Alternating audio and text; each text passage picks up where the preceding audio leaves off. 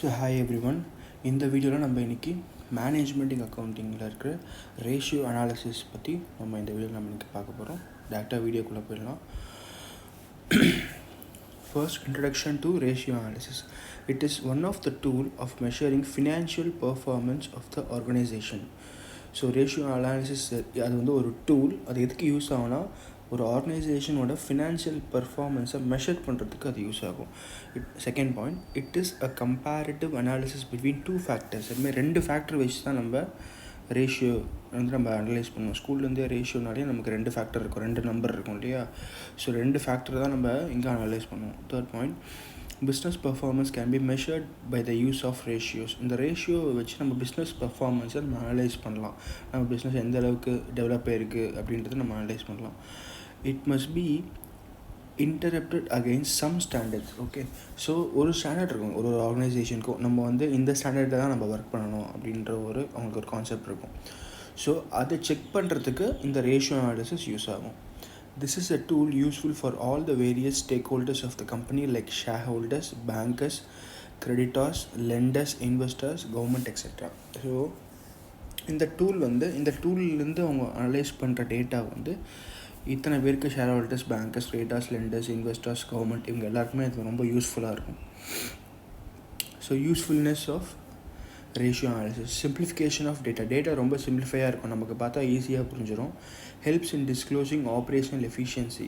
அவங்களோட current operational efficiency, அவங்களால என்ன பண்ண முடியும் அப்படின்றத அவங்க எஃபிஷியன்சியை இங்கே டிஸ்க்ளோஸ் பண்ண முடியும். பிளானிங்க்கு இந்த டூல் ரொம்ப யூஸ்ஃபுல்லாக இருக்கும். இது ஒரு managerial tool. Next, analysing financial statement analyse பண்ண ரேஷியோ அனாலிசிஸ் ரொம்ப யூஸ்ஃபுல்லாக இருக்கும். Next, types of data. மொத்தம் ஒரு 4 மேஜர் இம்பார்ட்டன்ட் டைப்ஸ் இருக்குது. இதை தவிர்த்து நிறைய இருக்குது, இதுதான் மோஸ்ட் இம்பார்ட்டன்ட். ஓகே, இதை மட்டும் நம்ம பார்ப்போம். First one, profitability ratio. Second, it's liquidity. Third, turnover. And fourth, proprietary ratio or ownership ratio.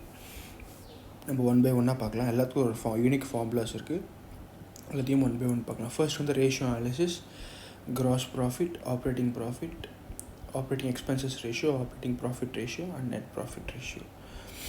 So profitability ratio based on sales. இந்த ரேஷியோ எல்லாமே சேல்ஸை பேஸ் பண்ணி தான் இருக்கும். ஸோ இதோட ஃபார்முலாஸ் பாருங்கள். கிராஸ் ப்ராஃபிட் ரேஷியோட formula gross profit by sales into 100. Okay, next, operating ரேஷியோட formula cost of goods sold plus operating expenses by sales into 100. Okay, by sales into 100. Cost of goods sold plus operating expenses by sales into 100. Operating expenses 3 types of expenses இருக்குது. நான் one by ஒன்னாக இங்கே எழுதுகிறேன். First, administrative expenses, அப்புறம் selling expenses, அப்புறம் distribution expenses. Okay, so இந்த 3 எக்ஸ்பென்ஸும் சேர்ந்தது தான் operating expenses. Okay, next, operating profit ratio. இதோட formula operating profit by sales into 100. Operating ப்ராஃபிட்ன்றது கிராஸ் ப்ராஃபிட்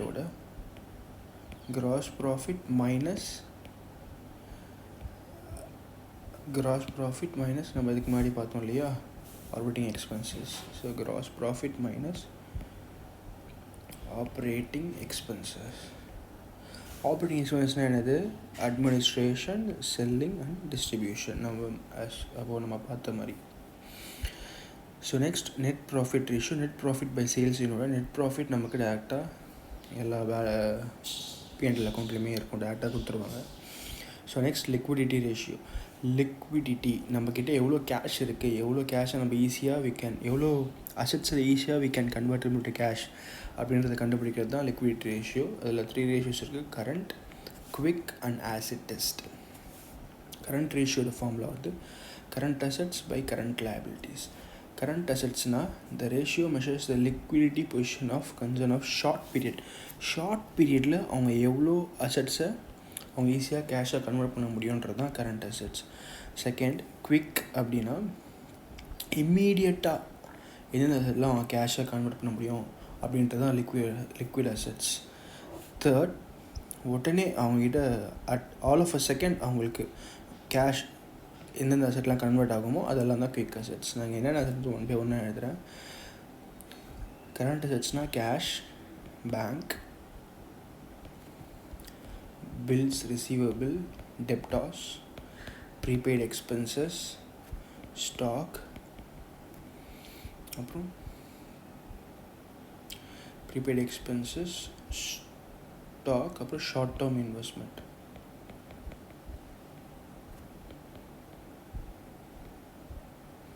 இதெல்லாம் தான் கரண்ட் அசெட்ஸ். ஓகே, லிக்விட் அசெட்ஸ்னால் இந்த கரண்ட் அசெட்ஸ் இருக்கு இல்லையா, இப்போ நான் அபவுல எழுதியிருக்கேன் இல்லையா, எல்லாமே எல்லாத்தையோடையும் ஸ்டாக்கையும் ப்ரீபெய்ட் எக்ஸ்பென்சஸையும் மைனஸ் பண்ணால் அதுதான் liquid assets. Okay, so next quick asset. Quick அசெட்ஸ்னால் கேஷ் அண்ட் பேங்க் மட்டும்தான்.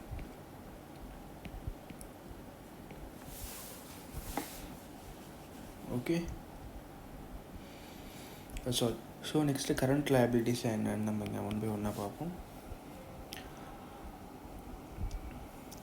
Bills payable, creditors, outstanding expenses, short term loans,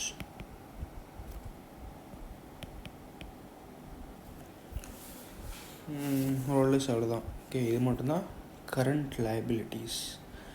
okay, liquid liabilities அப்படின்னா பில்ஸ் பேயபிள், கிரெடிட்டார்ஸ், அப்புறம் ஆப்ரேட்டிங் எக்ஸ்பென்சஸ், அவுட்ஸ்டாண்டிங் எக்ஸ்பென்சஸ், இது மட்டும் தான் liquid liabilities. So மோஸ்ட்டாக 5 மார்க்கில் இந்த மாதிரி சம் ரொம்ப இம்பார்ட்டண்ட்டாக கேட்பாங்க. ஸோ இது ரொம்ப easy. That's all. So next turnover ratios. So turnover ரேஷியோஸும் ரொம்ப இம்பார்ட்டண்ட் தான், 5 மார்க்ஸில் கேட்பாங்க. ஸோ இது ஒன் பை ஒன்னாக பார்ப்போம். First inventory ratio. Inventory turnover ratio. Inventory turnover ratio is equals to cost of goods sold by average inventory. Okay, நமக்கு inventory எவ்வளோ நாளுக்கு ஒன்ஸ் நம்ம வந்து அதை ப்ரொக்யூர் பண்ணுறோம், வாங்குகிறோன்றது கண்டுபிடிக்கிறதுக்காக தான் நம்ம இந்த ரேஷியோ நம்ம போடுறோம். So cost of goods sold சம்மில் கொடுக்கலனா அதை வந்து நம்ம சேல்ஸ் மைனஸ் கிராஸ் ப்ராஃபிட் நம்ம போட்டோன்னா நமக்கு காஸ்ட் ஆஃப் குட்ஸ் சோல்டு வந்துடும். ஸோ ஆவரேஜ் இன்வென்ட்ரி சம்மில் வந்து ஓப்பனிங் ஸ்டாக்கும் கொடுத்துருந்தாங்க, க்ளோசிங் ஸ்டாக்கும் கொடுத்துருந்தாங்கன்னா, so opening stock plus closing stock by 2 ரெண்டுத்தையும் ஆவரேஜாக போட்டு நம்ம எடுத்த ஆவரேஜ் இன்வென்ட்ரி நம்ம கண்டுபிடிக்கணும். ஓகே, இன்கேஸ் அவங்க ஓப்பனிங் ஒரே ஒரு ஸ்டாக் மட்டும் தான் கொடுத்துருந்தாங்கன்னா அந்த ஸ்டாக்கை டேரெக்டாக நம்ம ஆவரேஜ் இன்வென்ட்ரி எடுத்துக்கலாம். இன்கேஸ் அவங்க ஓப்பனிங் அண்ட் க்ளோசிங் கொடுத்துருந்தாங்கன்னா நம்ம ஆவரேஜாக நம்ம எடுத்துக்கணும்.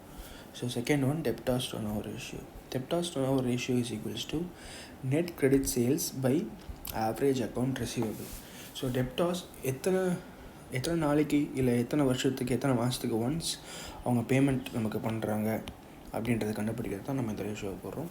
ஸோ நெட் கிரெடிட் சேல்ஸ் இது டேரெக்டாக கொடுத்துருவாங்க பை ஆவரேஜ் அக்கௌண்ட் ரிசீவபிள். நமக்கு 2 ரிசீவபிள் இருக்குது, ஒன்று டெப்டாஸ் அப்புறம் ஒன்று பில்ஸ் ரிசீவபிள். ரெண்டுமே நமக்கு ரிசீவபிள்ஸ் தான். ஸோ ஆனால் ஆவரேஜ்னு இங்கே ஒரு வார்த்தை இருக்குது. ஸோ அப்படின்னா என்னென்னா சம்மில் இன்கேஸ் வந்து ஓப்பனிங் டெப்டாஸ் கொடுத்துருப்பாங்க, க்ளோசிங் டெப்டாஸ் கொடுத்துருப்பாங்க, ஓப்பனிங் டெப்டாஸ் கொடுத்துருப்பாங்க, அப்புறம் க்ளோசிங் டெப்டாஸ் கொடுத்துருப்பாங்க, ஓப்பனிங் பில்ஸ் ரிசீவபிள் கொடுத்துருப்பாங்க, க்ளோசிங் பில்ஸ் ரிசீவபிள் கொடுத்துருப்பாங்க. அப்படி கொடுத்துருந்தாங்கன்னா நம்ம இந்த மாதிரி எடுத்துக்கணும். Opening debtors plus opening bills receivable plus closing debtors plus closing bills receivable by 2 அப்படி எடுத்துக்கணும். ஓப்பனிங் க்ளோசிங் கொடுத்துருந்தாங்கன்னா நம்ம இந்த மாதிரி எடுத்துக்கணும். இன்கேஸ் அவங்க ஒரே ஒரு டெப்டாஸ் அண்ட் பில்ஸ் ரிசீவபிள் கொடுத்துருந்தாங்கன்னா டேரெக்டாக ஆட் பண்ணி நம்ம ஆவரேஜ் அக்கௌண்ட் ரிசீவபிள் எடுத்துக்கலாம். ஆஸ் நம்ம ஸ்டாக்கிங் நம்ம ஆவரேஜ் ஸ்டாக் பார்த்த மாதிரி தான் இங்கே ஆவரேஜ் அக்கௌண்ட் ரிசீவபிளும். So next creditors turnover ratio. Next credit purchase by average account payable. Credit purchase சம்மில் கரெக்டாக இருக்கும்.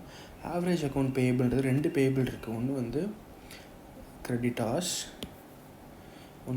கிரெடிட்டாஸ் அப்புறம் பில்ஸ் பேயபிள். நம்ம இங்கே டெப்டாஸும் பில்ஸ் ரிசீவபிள் பார்த்தோமோ அதே மாதிரி இங்கே creditors and bills payable. So opening creditors plus opening bills payable plus closing creditors plus closing bills payable by 2. சம்மில் இன்கேஸ் ஒரே ஒரு கிரெடிட்டார்ஸும் பில்ஸ் பேபிளும் கொடுத்தா டேரெக்டாக நம்ம அதை ஆவரேஜ் பேபிளாக நம்ம கன்சிடர் பண்ணிக்கலாம். Next fixed asset turnover ratio.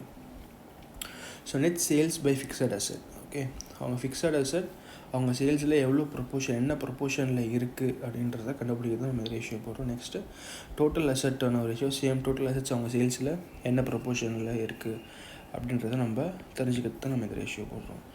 Simple formula net sales by total assets.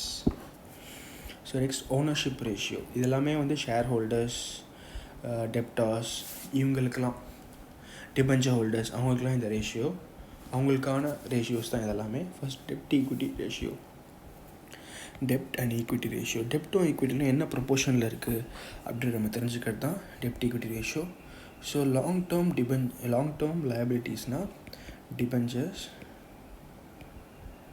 அப்புறம் long term loans. Share holders ஃபண்ட்னா equity, share capital, reserve and surplus, அப்புறம் ப்ராஃபிட் அண்ட் லாஸ். இது மூணுத்தையும் நம்ம ஆட் பண்ணால் நமக்கு ஷேர் ஹோல்டர்ஸ் ஃபண்ட் கிடச்சிரும். இது டிபென்ச்சர்ஸையும் long term லோனையும் add பண்ணால் will get long term liability. Okay, so best ratio, இந்த ரேஷியோ கால்குலேட் பண்ணி இன்கேஸ் அவங்களுக்கு 2:1 அப்படி வந்துச்சுன்னா ஸோ அவங்களுக்கு டிபென்ச்சர்ஸ் 2 இருக்குது, ஈக்விட்டி 1 இருக்குது அப்படின்றது அர்த்தம்.